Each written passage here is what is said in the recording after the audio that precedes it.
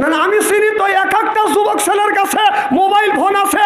এই প্রেম ভালোবাসা করতে করতে, মোবাইলের মধ্যে প্রেম আর ভালোবাসা করতে করতে প্রেমের সেঞ্চুরি করছে। কথাকে অবাস্তব বলতেছি। এই যে পুরান টেপরি গ্রামের মধ্যে যদি 50টা যুবক যুবতী থাকে, তাদের হাতে যদি স্ক্রিন টাচ মোবাইল থাকে, রাত 12টার পরে আপনি ফেসবুকের মধ্যে ঢোকেন, মেসেঞ্জারের মধ্যে ঢুকে দেখেন, যদি 50টা যুবক যুবতী থাকে, তার 40টাই রাত 12টার পরে লাইনে রয়েছে। কি করতেছে? তাহাজ্জুদ নামাজ পড়তেছে।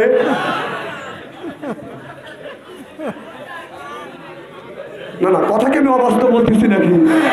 ওরা তাহাজ্জুদ নামাজ পড়তেছে না, রাত 12টার পরে বাপ মা দোজখে নেওয়ার জন্য চেষ্টা করতেছে। কথা ভাবছে যে বাপ মা বেহেশতে নিবে, স্বর্গে নিবে না, দোজখে নেওয়ার জন্য চেষ্টা করতেছে।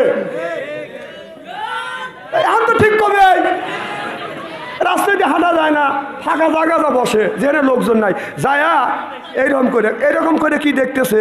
ও ধ্যানে বসে, তাই না? না না, কাশফুল কুবর করতেছে।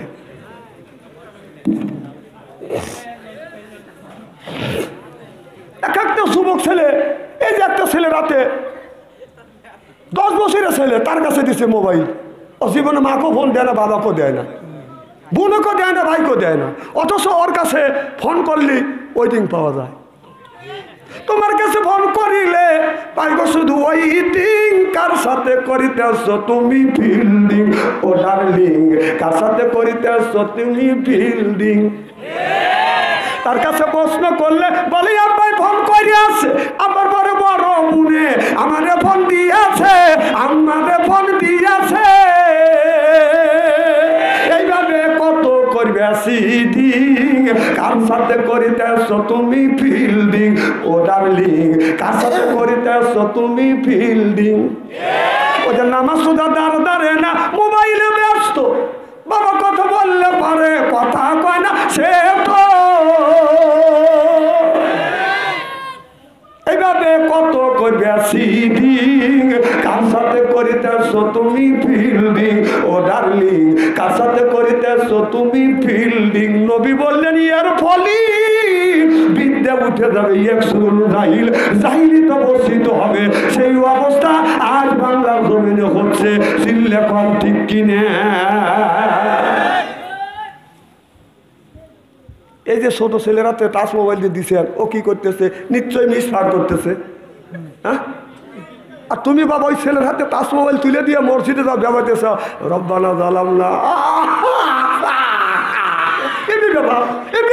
এই ছেলের হাতে টাচ মোবাইল দিয়ে তোর নামাজ, তোর রোজা, তোর হাত, তোর জাকাত সব চলে গেছে।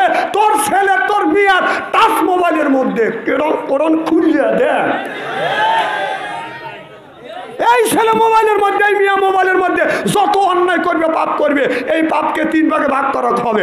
1 ভাগ ছেলে পাবে, মিয়া পাবে, 1 ভাগ বাবা আর মা পাবে। বাবা মা যদি মরে যায়, ফ্যাক্সি লোড হয়ে কবরের মধ্যে জমা হবে। বিশ্বাস যদি না হয় মরিয়ে দেখে দেবাও, এবে বাবা ছেলের হাতে টাচ মোবাইল কি যে এরকম দেবায় না, দেবার বাচ্চা বাবা কথা সালার হাতে জাহান্নামের খড়ি তুলে তো ফ্যাক ফ্যাক করে কাটতেছে। সুপার দাঁত খোলা দরকার। না করেন না, আমি এটাই বিশ্বাস। টাচ মোবাইল একটা মানুষকে দোষকে নেওয়ার জন্য একটা স্ক্রিন টাচ মোবাইলই যথেষ্ট।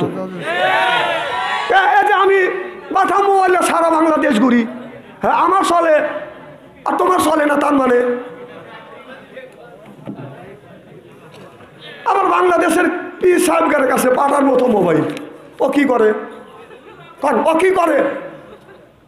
আমি এক পীর সাহেব বললাম তোর কাছে পাঠার মোবাইল কারণ মেয়েদের ছবি দেখলি, কারণ তোর চোখের জেনা হয়। কথা কর না, যখন হ্যাঁ ঠিকই তোর, আমি অন্য কিছুই দেয় না। কম কি দেহ খবর, খবর আমি পড়ি। কম খবর তুই পড়িস না, তুই খবর দেখিস।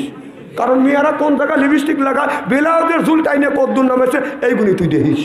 তুই একজন পীর সাহেব, তোর কথা শুনে মানুষ জান্নাতের রাস্তা ধাবিত হবে। আর তুই যদি ল্যাংটা ছবি দেখিস, তাহলে তুই কিভাবে তুই এইদেরকে জান্নাতের রাস্তা দেখা দিবি? যে পীর সাহেবের কাছে স্ক্রিন টাচ মোবাইল আছে, ও যে ল্যাংটা ছবি দেখেন, আমি বিশ্বাস করি না। তুই পীর মানুষ, তোর কাছে টাচ মোবাইল কেন?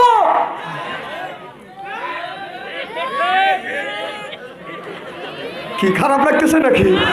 না না, আমি গেলে আপনার পীরের নাম ধরে বলি নাই কে, সেটা আমার ওস্তাদও আমার পীরও হইতে পারে। পীর মানে ওস্তাদ, পীর মানে কেউ না। পীর মানে কি যে আমার বেহেশতে নিবে না, অতি বেহেশতে যাইতে পারবে কি না পারবে? শোনেন, ডাক্তারের বউ কিন্তু ডাক্তারের বউ সিজার করায় না, আর মৌলানারা বাড়ির মিলাদ কমই পড়ায়। আর পীর সাহেবের বউ পীর সাহেবের কাছে মুরিদানা জানে যে শালা লুচ্চ। যান শুনে দেখেন। আবার গোপন কথা কি? না না, আমি ধরা খাবো কে? আমি কি মুরিদ করা ধরছি নাকি? করবো না জীবনে মুরিদ। এ জুতালে উঠলে কেটা রে ভাই? তুই জানি উঠতে পারবি না, তুই বলে আমার চোখে পড়ে গেছিস। এবার খুব খারাপ লাগতেছে নাকি? মাথা বাইতেও চলো কম থাকবি। এবার হাসান বসে বলে রাবেয়া, কি আমল করলে আমলের বিনিময় তুমি পানির উপরে বাতাসের উপরে যায় নামাজ পড়ে নামাজ পড়ছো? এবার রাবেয়া বসে বললেন, হুজুর আমি 4টে আমল করছি আর 4টে জিনিস ছাড়িয়ে দিছি। কোন ব্যক্তি যদি 4টে আমল করতে পারে, 4টে জিনিস যদি ছাড়িয়ে দিতে পারে, সম্ভব হবে পানির উপরে যায় নামাজ পড়ে নামাজ পড়া, সম্ভব হবে বাতাসের উপরে যায় নামাজ পড়ে নামাজ পড়া। হাসান বসরি বলল, রাবেয়া বলো তোমার সর্বপ্রথম কোনটা, কোন আমলটা, কোন জিনিসটা ছাড়িয়ে দিছো? বলো হুজুর আল্লাহ বলেছেন কুলু মিন তৈয়বাতুন মা রাযাকনাকুম, আগে হালাল খাও এরপরে ইবাদত করো। এই ইবাদত আল্লাহর দরবারে কবুল হয়ে যাবে। চিল্লা কর আল্লাহু আকবার। আগে হালাল খাও, হালাল খাইয়ে ইবাদত করো, ইবাদত আল্লাহর দরবারে কবুল হবে। কিন্তু তোমার এই খাবারের মধ্যে রয়েছে সুদের টাকা, ঘুষের টাকা। কথা কয় না? তুমি ঘুষের সুদের টাকা দিয়ে এখন বাংলাদেশে কোনো ব্যবসায় বা দাম জমজমাট নাই, একমাত্র সুদের ব্যবসা হলো জমজমাট ব্যবসা। কারণ ওরা বোঝে না, যারা সুদ খায় ওরা অবধ মানুষ। ওদের বেশি ওদের গালি দিয়ে না, ওদের জন্য দোয়া করবেন আল্লাহ ওদের জানে হেদায়েত নসিব করে। কারণ ও সুদ খাবে, ঘুষ খাবে, খায়া ছেলে মেয়ে মানুষ করবে, বউ বল বাচ্চাকে মানুষ করবে। গুতনি খাওয়ার সময় কিন্তু ও একা খাবে।